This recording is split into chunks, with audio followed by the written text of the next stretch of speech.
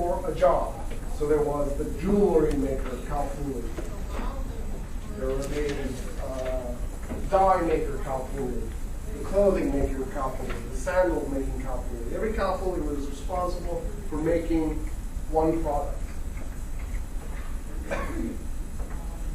Aztec civilization included a bureaucracy. The bureaucracy was at the Huey Tlatoani's palace.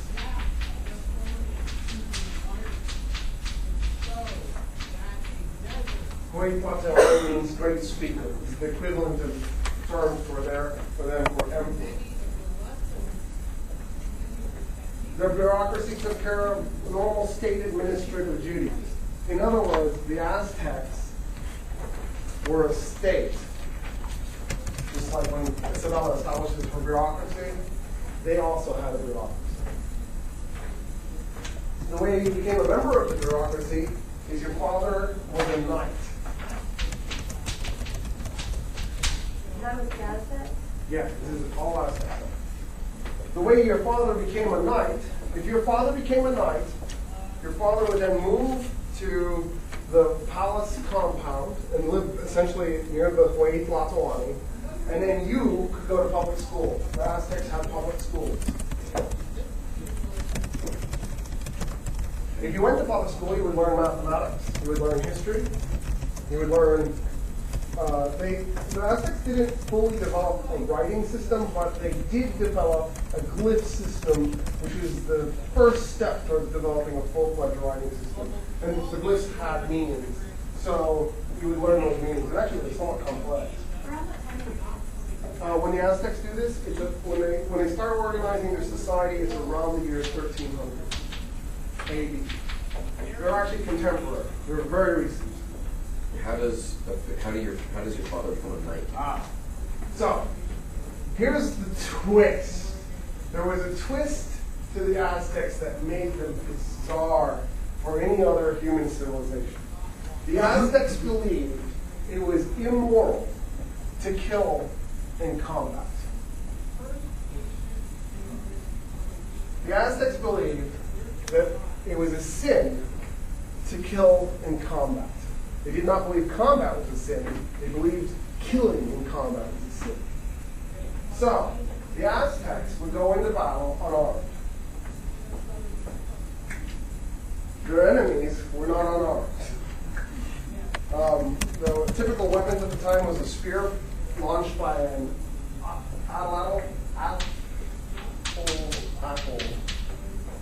What it was is it was an arm extender. So, right, it's all about leverage. The longer your arm is, the better your leverage. So if you add a stick and then put your spear on the end of the stick, I just lengthen my arm. So when I go to throw my spear, I've got a lot more power behind it because my arm is effectively longer. That was a common weapon. Bow and arrow, very common. The people of Mexico also used, they had a sword. It had a handle. It was actually made of wood. And what they did was they took obsidian wedges and put them into the side of the wood. So it was like a cross between a club and a broken bottle. Obsidian is volcanic glass, and the more you break it, the sharper it gets. So what they would do is they would take these wedges of obsidian and drive it into the wood, and then what you would do when you would strike with it is when you would hit the guy, your goal was not just to hit him, but then to pull back. And then the teeth were like a chainsaw, and you cut right through bone. It was a very nice weapon, very effective. And it's breaking as I'm drawing it across his arm, so it's getting sharper. Of course, I'll eventually run out of obsidian, but as long as I still have a little chunk in there, it's just getting sharper and sharper every time I use it.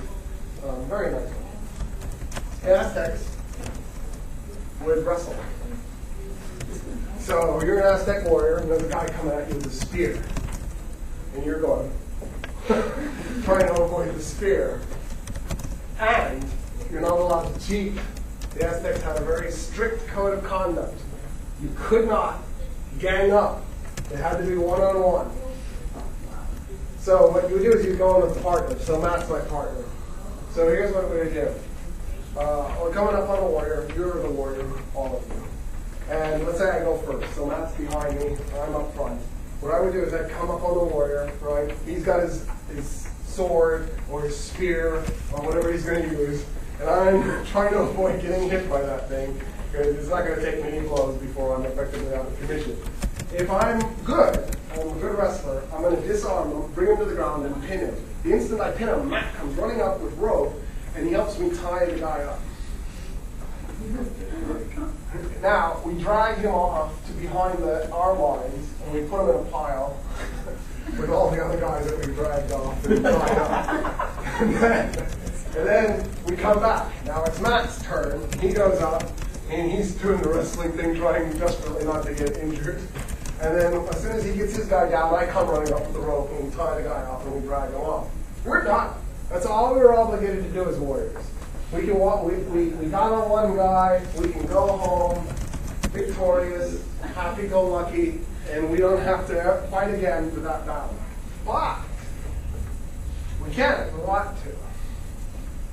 And if you can capture 3 enemy warriors in one battle, you become a knight.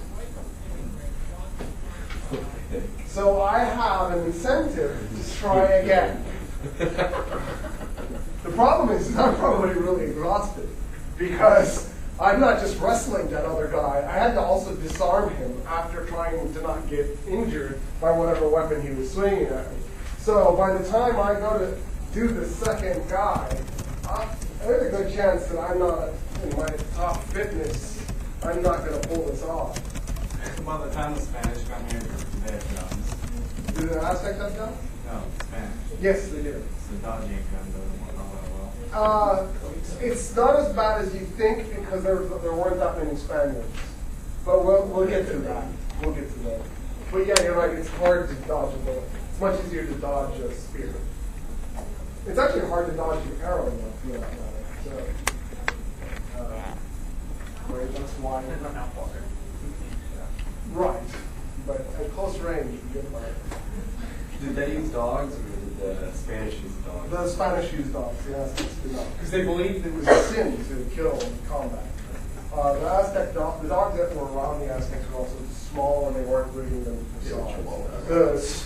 The Spanish dogs were bred to fight arrows. And so they were designed specifically as combat animals. Would they kill these guys if they tied up? Okay, Sacrifice them? so the last place the Aztecs conquered was a town to the southeast called Cholula. So let's say that what's your name? Bryce. Bryce. Do you mind if I use you? Of course. Okay. So let's say it was Bryce was the guy I captured, and let's say I used my reason and I went screw it. I only need my one capture. I don't need to go past that. So I walked away from that battle. All right. Now, we've conquered Cholula. We've defeated them in battle. We're victorious, even though they had weapons and we